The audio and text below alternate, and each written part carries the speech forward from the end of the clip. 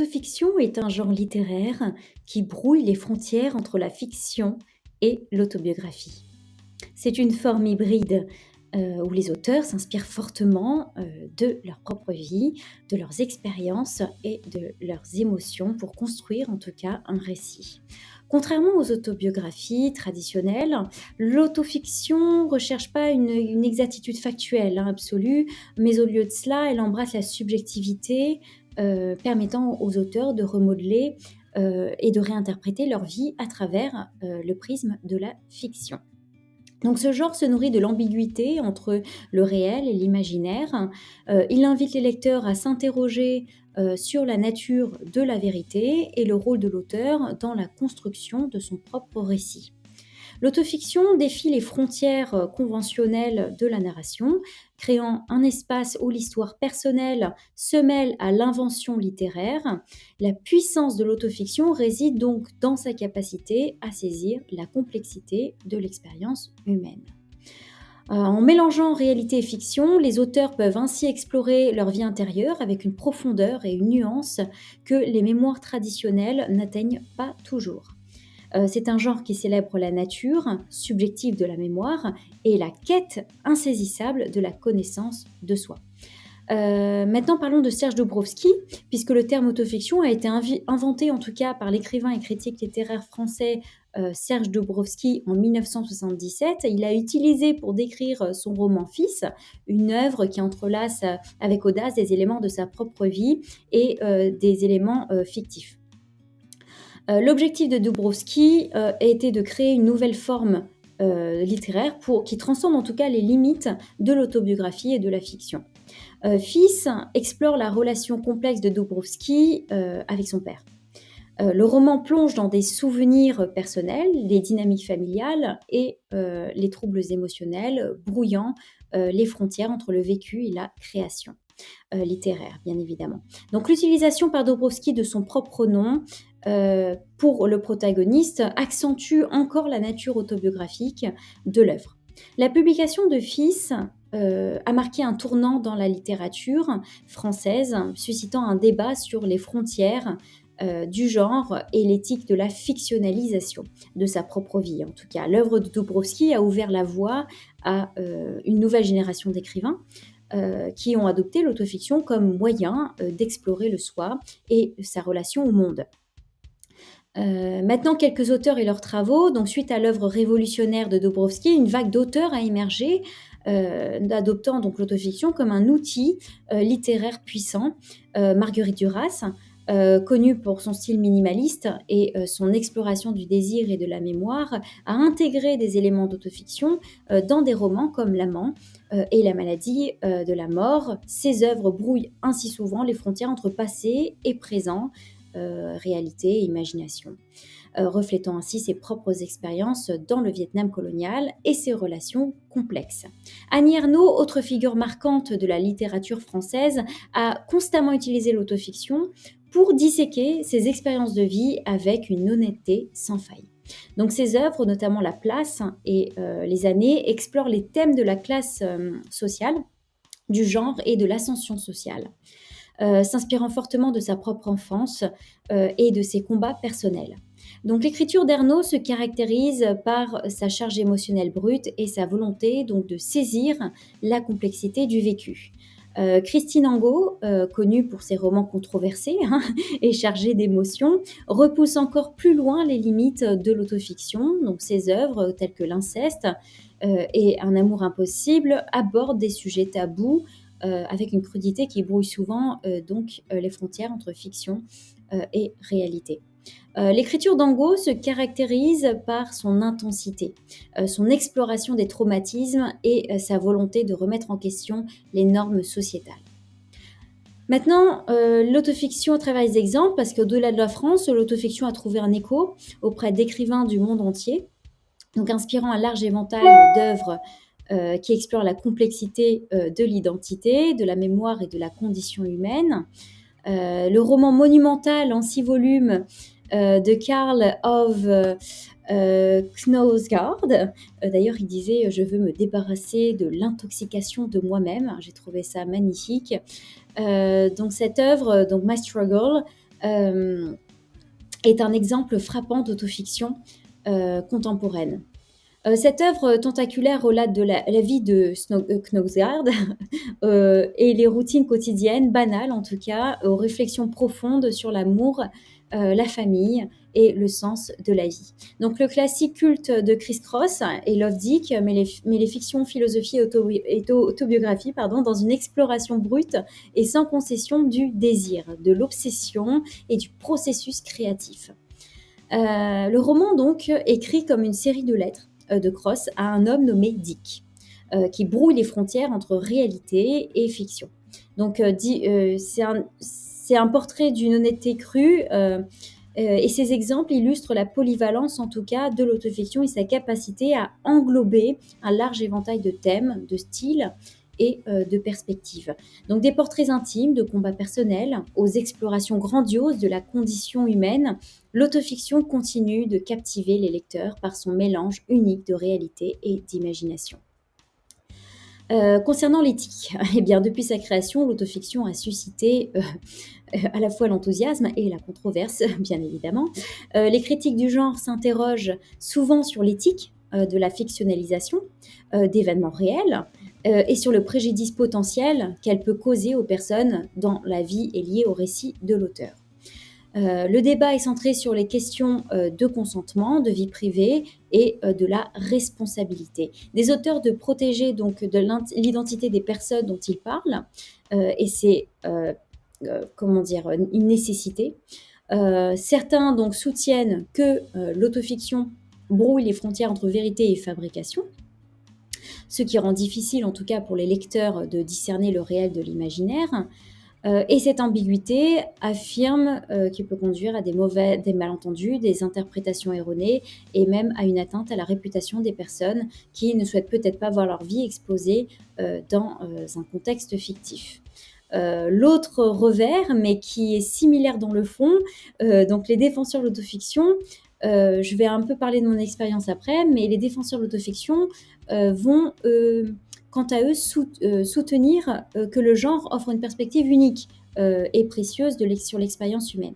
Donc ils affirment qu'en mélangeant réalité et fiction, les auteurs peuvent explorer des émotions, des relations et des souvenirs complexes avec une profondeur et une nuance que les mémoires traditionnelles n'atteignent pas toujours. Et il souligne également l'importance de la liberté littéraire et le droit de l'auteur de s'inspirer de sa propre vie. Alors concernant quand même, un petit aparté sur mon expérience personnelle, parce que je suis à la fois pour l'autofiction, mais avec des conditions. C'est-à-dire que l'intimité, moi je l'ai vécue de plein fouet, parce que j'ai créé mon autofiction, effectivement j'ai créé mon personnage qui s'appelle Aitika, qui incarne l'univers dans la matière. Je ne sais pas si c'est heureusement ou malheureusement pour moi, ma fiction est devenue beaucoup plus réelle que je ne le pensais. Et bien évidemment, au moment de l'écriture, vu que je me prenais pour Aitika par l'écrit, les gens qui interprétaient cela, eh bien, pensaient forcément que j'avais un problème. Voilà, c'est aussi simple que ça. Les gens vont toujours projeter sur l'autre ce qui est en dehors de la norme. Donc pour eux, c'est pathologique dès l'instant où ce n'est pas dans les cases de la société. Alors, voilà, donc moi j'ai créé mon personnage Aitika et effectivement je me prenais pour Aitika quand j'étais en immersion totale dans mon écriture et plus j'y croyais et plus cette fiction devenait réalité. C'est-à-dire que les pouvoirs, les propriétés d'Aitika devenaient miennes, tout simplement. Ça paraît un peu loufoque dit comme ça, surtout ceux qui ont lu mon autofiction, mais retrouver les gens dans la rue, par la simple pensée, être complètement conscient de tout ce qui nous lie et puis anticiper les événements, rêver des événements futurs, rêver même de mes personnages de l'autofiction avant même de les rencontrer dans la vie réelle, tout ça s'est produit dans ma vie réelle. Mais à l'époque, je ne pouvais pas le savoir, donc forcément, quand on me projetait sur moi eh bien, des interprétations, des jugements, et vu que moi je ne me connaissais pas encore suffisamment parce qu'il n'y avait pas ce temps, ce timing pour moi, ce contexte temporel, et ben tout cela faisait que je subissais beaucoup la violence des autres parce que moi-même après je remettais en doute ma santé psychique et mentale. À tort du coup, puisque le temps en fait a fait son œuvre. Mais pour revenir donc à la question de l'intimité, il est primordial de garder une intimité et de justement, brouiller la frontière entre la fiction et la réalité pour les lecteurs. Parce que les lecteurs, de toute manière, ils ne peuvent pas savoir où se situe le réel et l'imaginaire pour vous parce que tout se base sur les ressentis. C'est-à-dire que vous pouvez avoir ressenti, comme moi, j'ai ressenti énormément de choses dans mon passé, dans un contexte «normal» entre guillemets, de la vie quotidienne, mais ces ressentis étaient tellement pour moi forts que, il a fallu que je sois que je véhicule, que je projette ma perception, mais d'une manière à ce que cela soit en phase, en fait, avec ce que j'ai vécu. Et si je reprenais exactement les éléments de la vie réelle, eh bien les gens auraient pu l'interpréter d'une autre manière. Alors que si je crée un contexte fictif, forcément, pour, mettre en avant cette perception-là, pour qu'elle soit aussi intense que ce que moi je l'ai vécu, afin que les gens, eh ben, puissent mieux comprendre, en tout cas, mes perceptions, heu, d'antan. Donc voilà, tout cela, en fait, ce cadre fictif va permettre, justement de gagner en pertinence face à son vécu et forcément, eh bien, on n'est pas dans de la fabrication, mais dans de la vérité en fonction de nos perceptions à nous et cela permet justement d'être mieux précis, cela permet d'être, plus en phase avec soi parce qu'on est capable après désormais d'écrire un vécu en fonction de l'intensité, à la hauteur en tout cas de ce qu'on est. Et ce que d'ailleurs le journal intime par exemple, le fait, pas très bien. C'est pour ça que j'ai pas très peu fait de journal intime et je suis directement passée à l'autofiction malgré moi. Mais c'est un chemin vers la connaissance de soi. Parce qu'au-delà de ses mérites littéraires, l'autofiction recèle donc également un potentiel thérapeutique pour les écrivains et les lecteurs aussi. Pour les auteurs, le fait d'écrire sur sa propre vie, eh bien, peut être une expérience cathartique, comme ça l'a été pour moi, me permettant ou leur permettant de surmonter des traumatismes, de revoir un peu des événements passés pour les transformer pour X raisons, parce qu'on n'a pas pu à ce moment-là, à l'instant T, en tout cas dans le passé, eh ben, agir autrement. Et donc ça permet aussi d'affronter les émotions difficiles et d'acquérir donc une meilleure compréhension, de nous-mêmes. En transformant des expériences personnelles douloureuses en art et donc les écrivains peuvent ainsi trouver un sens à leur lutte et potentiellement donc guérir, de blessures passées. D'ailleurs, il y a énormément d'études en psychologie qui favorisent justement l'écriture comme une thérapie parce que ça fonctionne. Ça fonctionne tout simplement. J'ai même fait moi de mon expérience personnelle et ça fonctionne. Ça permet de gagner en résilience, d'être plus en phase avec soi-même et de se connaître suffisamment pour justement ne plus se laisser, ne plus subir en tout cas son environnement. Et donc on gagne beaucoup en force, et c'est ça qui est merveilleux, c'est que plus on gagne après en force, plus on s'émancipe en fait, d'une certaine manière de son environnement et donc de la société. Pour les lecteurs, l'autofiction peut offrir un sentiment de connexion et de validation, en lisant donc les expériences des autres. Les individus peuvent se sentir moins seuls, forcément, dans leurs propres difficultés et acquérir des nouvelles perspectives sur leur propre vie. C'est pour ça que moi j'adore rencontrer les gens surtout, les gens qui ont une sensibilité accrue parce qu'ils vont forcément être plus en phase avec mes propres perceptions et la manière dont eux aussi vont créer leur fiction, en fait, vont être similaires à ma façon aussi d'écrire ma fiction et je trouve ça formidable parce que c'est là où aussi on connecte les réseaux entre eux, les gens entre eux, mais en fonction effectivement d'un degré de sensibilité. Il y en a effectivement qui n'auront peut-être pas trop de sensibilité à cela, bah, pourquoi pas? Je dirais, il faut tout, de toute façon, pour faire un monde et au contraire, c'est très riche et il faut garder cette richesse-là c'est pas confronter les perceptions parce que ça restera vain de les confronter. En revanche, s'enrichir aussi de l'autre pour mieux comprendre le monde qui nous entoure. Donc le fait d'être témoin de la vulnérabilité de quelqu'un d'autre peut favoriser l'empathie, la compassion, et une compréhension donc plus profonde, de la condition humaine et l'autofiction peut également servir d'outil d'introspection, en incitant les lecteurs à remettre en question leurs propres préjugés, leurs biais et leurs expériences. Donc le genre peut encourager la croissance personnelle, la conscience de soi, et une compréhension plus nuancée du monde et qui les entoure en tout cas. Donc, raison pour laquelle utiliser la fiction, il n'y a rien de mieux et c'est, à l'opposé du mensonge puisque en fabriquant un contexte fictif, cela va permettre d'être plus en phase et pertinent avec nos propres perceptions au moment de l'intensité vécue, de notre passé. ou présent ou même à venir. Alors moi, ce qui est rigolo, c'est que mon autofiction ne se base pas sur mon passé, mais sur mon avenir. C'est-à-dire que j'ai écrit en fait mon futur dans mon autofiction plutôt que de relater, mais en fonction aussi de quelques bribes en fait, des expériences vécues.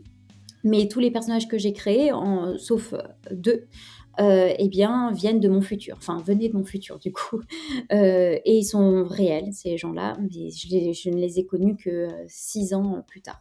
Bon voilà, donc après chacun va pouvoir apporter sa patte, hein, sa matière subjective, mais qui in fine va rencontrer une forme d'objectivité justement grâce à la fiction, puisqu'on va rendre compte d'une perception authentique qui va permettre après, eh bien, de mieux cerner, les éléments qui nous entourent.